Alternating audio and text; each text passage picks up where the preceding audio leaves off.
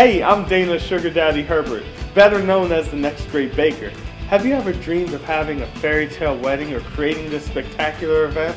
Well, we're gonna mix it up with event planners, designers, dressmakers, and guess what? Cake. The mix starts now.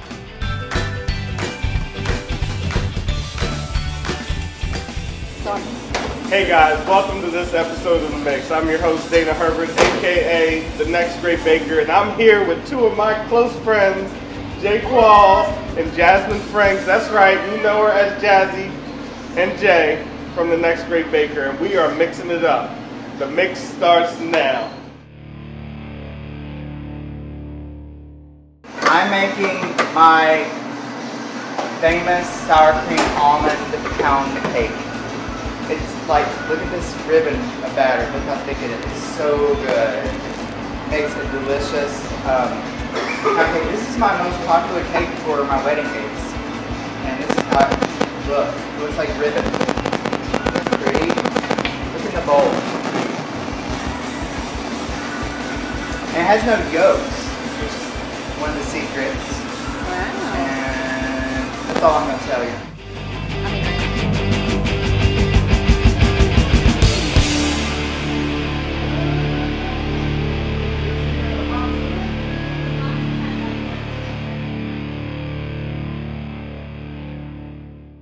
Hey, I'm here with my girl Jazzy. That's right, straight from LA. She came all the way over here to my kitchen. Oh, that's special.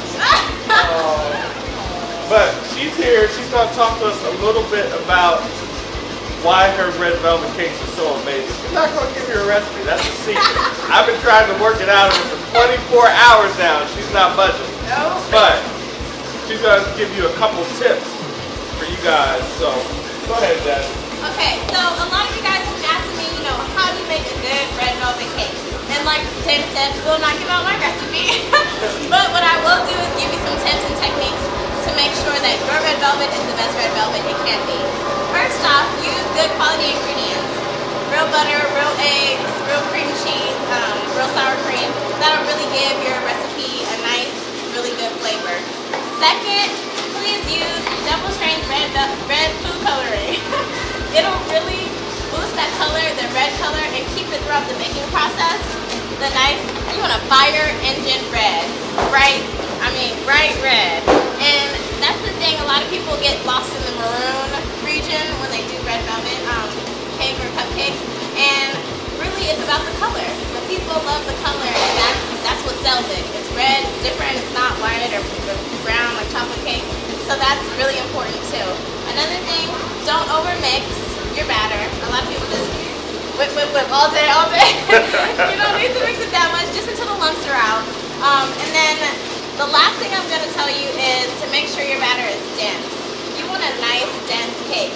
Sour cream is your best friend when it comes to red velvet cake. It's not your typical cake batter. The velvet, I believe, comes from the sour cream. And I put it in mine, so put it in yours too. There you go. That's a hot tip from Jazzy. Now, can you tell America, please? I have so many people that come in here and be like, Dana, I want a red velvet cake. I don't really like chocolate. Can you school them? Okay, so red velvet cake is a cocoa-influenced cake. It does have chocolate in it. It's not white cake, but it's not chocolate cake. It's a little bit something in between. It's its own identity, but it does have that nice hint of cocoa in it. Yeah. So I can't wait to try one of these, Jazzy. So we're going to be right back. She's going to be pulling some out of the oven. I would share it with you, but I'm not, because I'm going to eat it. I'm going to eat them. I'm going to eat them all, but eat probably a dozen. So we'll be right back. Stay tuned. Thank you. All right, so we're here with my buddy Jay Qualls. And what Jay is doing right now, Jay is mixing his egg whites and his sugar.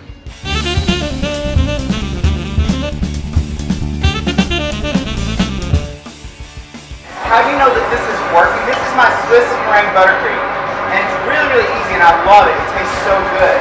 And what I want to do is I want to fill of the egg white like this between my fingers, and it's not hot, it's just room. That's why you're doing it over a double broiler. But I want to feel that between my fingers, and if you can feel grain in there, if you can still feel the sugar grains in there, that means it's not ready. Powder whip on it, and I'm going to turn it on about a 3 on a KitchenAid, and I want to cool this down to like room temperature, which is not going to take but a minute anyway. And then we're going to add butter to this, and it's going to create the Swiss meringue buttercream. It is delicious.